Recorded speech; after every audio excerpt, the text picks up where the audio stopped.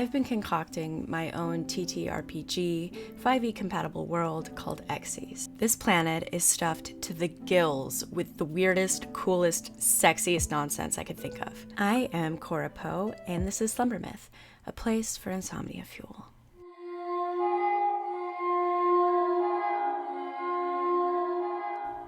Today we're going to be diving into Mara, one of the only 3 countries on this world, also known as the Three Sisters, which make up the continent of Mother.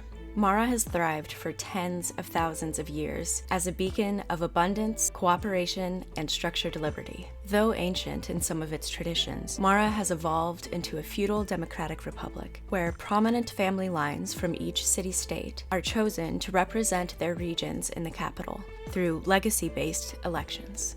These representatives, known as pillars, act as both senators and guardians, passing laws by consensus, guiding their region of the country through a balanced blend of old magic and modern values. Mara's diverse population includes elves, dwarves, tabaxi, dragonborn, mothfolk, Eucarians, feyblends, and more. And its policy of open trade and shared resources has allowed it to flourish without conquest. The current president, Arik Shadowhood, a half-tabaxi diplomat, rose to prominence for her eloquence, empathy, and fierce belief in justice. Under her guidance, Mara continues to focus on sustainability, prioritize education, and safeguard magical knowledge. While shadows still stir in secret corners, corrupt nobles, cursed lands, and outlaw factions, the heart of Mara beats strong and fair.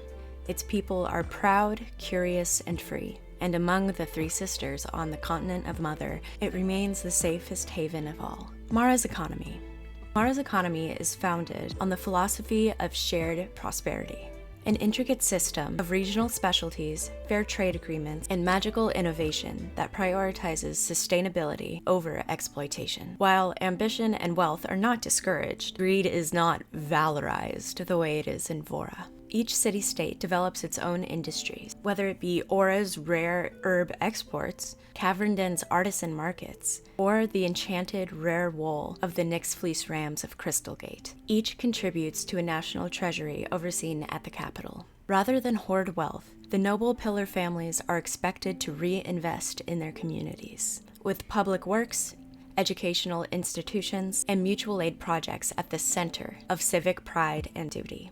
Magic is part of the economic flow as well, with spellwrights, potion mongers, and magical engineers operating openly and cooperatively, all subject to local guild regulations. Taxes are moderate and widely agreed upon through representation, and wealth inequality, while present, is kept in check by a cultural expectation of generosity and civic responsibility. Though black markets and corrupt merchants do exist, they are considered a social blight and dealt with swiftly when exposed. In Mara, prosperity is a communal garden, not a private vault. Mara's magic. Mana and magic in Mara is considered a gift of nature and then of community. The natural mana of Xyz being a force meant to uplift, protect, and enlighten. Unlike Vora's shadow-bound warlocks or Fura's bloodline-locked traditions, Mara encourages all magically gifted individuals, regardless of race or class, to study and grow. The country's magic is as diverse as its people. Druids safeguard sacred groves in Oakshade. Artificers build spell-fueled machines in Stonefen. And the plentiful academies in the capital city-state, Evermist, offer scholarship for wizards, bards, sorcerers, and warlocks alike. While some noble families boast long magical lineages, these gifts are seen as responsibilities, not entitlements. The Grand Archive of Light, housed in the Capitol Library, serves as the central repository for magical research, accessible to any citizen with the aptitude and will to learn. Still, Mara is not without arcane danger. Rogue mages and cursed artifacts occasionally slip through the cracks, and underground cults dedicated to forbidden deities sometimes surface in remote providences. Yet, these threats are met with swift unity from both the magic and mundane. In Mara, magic is a tool of stewardship, bound by ethics and shared openly, not locked behind legacy or fear. Mara's sociology. The sociology of Mara is built on principles of balance, inclusion, and shared legacy. Life in Mara is shaped by a tapestry of customs that vary between regions, yet remain united by a core belief in fairness, civic duty, and the honoring of tradition alongside progress. Families are respected, not worshipped. Each citizen, whether born noble or not, is taught from youth that their voice matters, and their value is more than the money they can make or their bloodline. Public discourse is encouraged, and public festivals celebrating diversity, such as Bloomturn, the Day of 10 Tongues, or the Harmonious Sun, fosters a sense of unity across lines of race, class, region, and religion. Education is widely available, and even rural settlements host traveling scholars or healers, funded by capital grants. Social mobility is real and revered. It is not uncommon for farmers to become scholars, or for blacksmithing families to rise into the ranks of pillars. There are, of course, pockets of elitism, crime, and prejudice, but they are not institutionalized. And the society at large pushes back with fervor. In Mara, kindness is strength. Dialogue and discourse is sacred, and to serve your community is the highest form of personal success. Mara's relationship with Vora and Fura.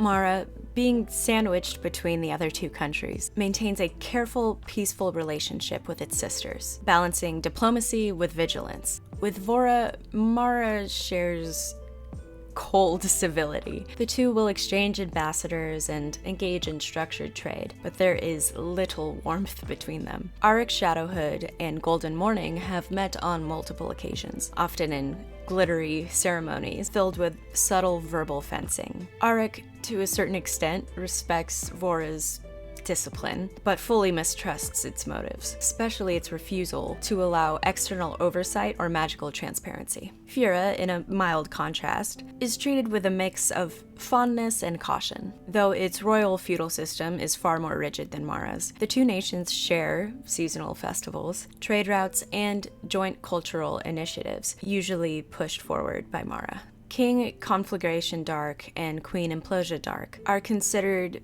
honorable allies, at least politically. Though they are eccentric, Auric Shadowhood enjoys their flamboyant debates and ritual diplomacy. Mara has long acted as a mediator between its extreme sisters on either side, often diffusing rising tensions before they escalate into full-on conflict. Yet, behind Mara's peacekeeping posture is a steel core. Mara's people are slow to anger, but fiercely united. And should war ever touch the soil of Xyz, Mara would not bend. It would rise. Thank you so much for joining me in this deep dive of the country of Mara from my homebrew world. For more D&D content, general dorkiness, and passionately discussed varieties of topic, like, subscribe, and hit the notifications bell, please. Quick announcement: Pride is just around the corner, and it is coagulation's favorite time of year.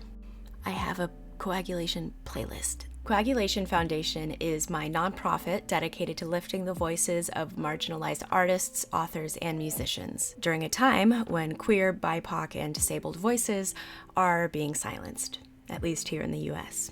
Each Pride and Spooky season, we publish a poignantly themed anthology by budding artists. Stay tuned for announcements concerning our next publication, Coagulation 9 Revolution, which is themed around social reform in this solar punk subgenre.